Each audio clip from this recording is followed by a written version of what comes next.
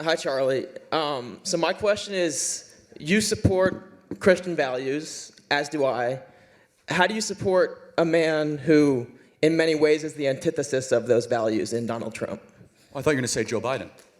What? Well, if it's a, you've supported Trump in the primaries too. Yeah. So there was other options at that point. Well, yeah, so you're asking why do I support a sinner? Why do you support someone who... Because you're obviously not a sinner, right? No, I'm a sinner, but his whole life and his values are all the antithesis of what the Ten Commandments are and things like that. Okay, so I'm not even sure what to make of that. Let's just look at his presidency. I mean, was he not an excellent president? Do you disagree? Well, I believe that character matters in our leaders. I do too. So actually, here's my number one mark of character for a politician. Did you do what you say you were going to do? And Donald Trump did what he said he was going to do. Sorry, do we have a wall across the whole southern border right now? Well, we built a couple hundred miles of border wall. But he said he was going to build a full wall. Right, there were limitations for that. He shut down the government for 60 days over that. Hold on a second. Wait, who is you?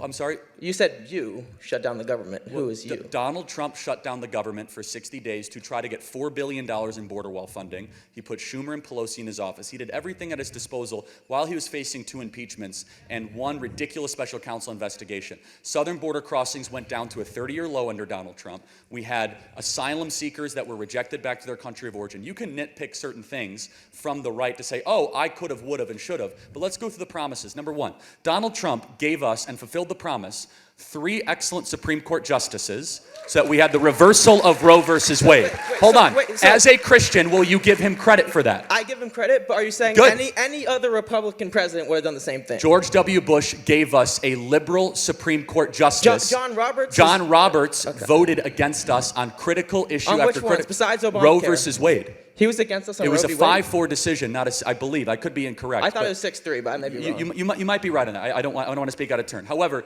he voted against on many of the other issues recently. By the way, Roberts is very liberal. Okay. So, secondly, George H.W. Bush gave us Kennedy, Anthony Kennedy. It might have been Reagan. Either Reagan or Bush gave us Kennedy. They wouldn't have been elected in 2016 if you had Ted Cruz, if you had Marco Rubio. They would have given us 3 people that match Kavanaugh, Gorsuch, and Coney Barrett. Bush gave us liberal tilt justices. And that's number 1. But let me just ask a question. George W. Bush, did he ever speak at the March for Life?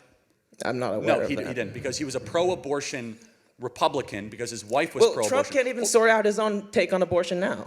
Hold on a sec. You keep on changing the script here. You came here as a question is, how can I, as a Christian, support a sinner? We all agree we're all sinners. As opposed to other candidates who probably have better character in the primaries, like Ron DeSantis. What do you mean by character exactly? Like not having a history of adultery, not having a history of immorality, mocking Mike Pence for praying in the White House. So you believe that anyone that has wrongfully cheated on their wife should be disqualified from leadership, public office, all that stuff, yes? So your standards are higher than God's when King David became king over Israel, just so we're clear. When they haven't shown the proper remorse for those actions. Okay, well, you don't know what remorse he has shown or has not shown. But secondly, I'm not going to get into like the deep thicket here of defending Donald Trump's personal life, because we're in a binary right now. And the binary is very simple. Instead of moralizing against a man who's facing 700 years in federal prison for trying to put the American citizen first, I think we as Christians should get on our hands and knees and thank God that we have a fighter that is willing to actually go to D.C. and fight for us against that very regime. So hold on a second. You say, how can I as a Christian? I look at Samson, I look at David, I look at sinners throughout the Bible that were used for God's purposes. Do you recognize that? Yeah, but are you saying that sinners are better than people who have less sins? Because if you looked at someone, just for example, like Ron DeSantis, who has, in my opinion, a much better character than Donald Trump, are you saying that he wouldn't have gone to D.C. and fought for the values that you're saying Trump would fight for? So I didn't support DeSantis. I like DeSantis. But let's talk about character. By all objective measurements, George W. Bush had better character than Trump. Loyally married, never accused of adultery, Christian. He gave us the Iraq War. He gave us the Afghan war. You could point to one person. Hold on, no, hold on. I'm talking about the only other Republican president of the 21st century, not one other person. Want me to point to his father, H.W. Bush? What about Reagan?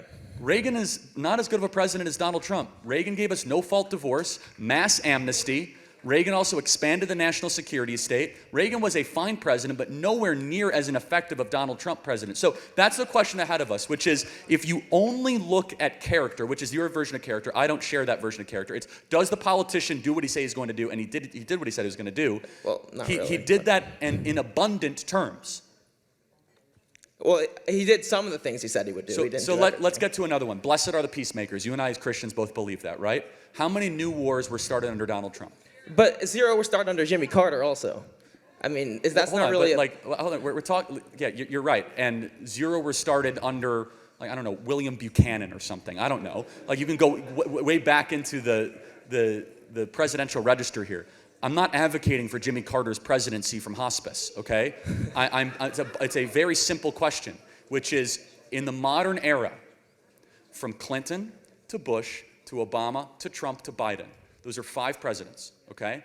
Only one of those 5 did not start a new international, reckless, adventurous war in any theater, and that guy is named Donald Trump. That for me is like a decision. It's like a massive, massive issue, especially when you look at the carnage and the funding. I mean, you don't want war. You're a Christian. No, I'm not saying everything Trump did was bad. Fair enough. Okay, but so let me ask you a question. I mean this sincerely. Is there anything he can do to win you over? I mean, I'll probably end up voting for him just because I don't like the other side. But I would have much rather preferred someone else from the primaries. Fair enough. I think you're coming after this from a fair perspective. But I would challenge you not to just throw around. I like RFK, though. I might vote for him.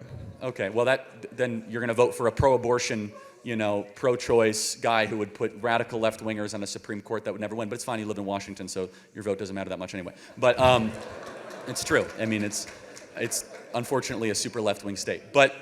And just so we're clear, RFK is also an adulterer. I don't know if you've looked into that. So if your criteria is kind of falling apart.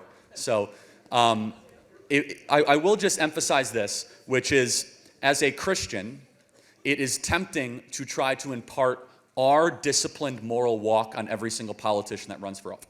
I totally get that. Instead, I take a step back and I say, who has actually done the things to fulfill the policy agenda that I think glorifies God? And that is Donald Trump. It's not even close.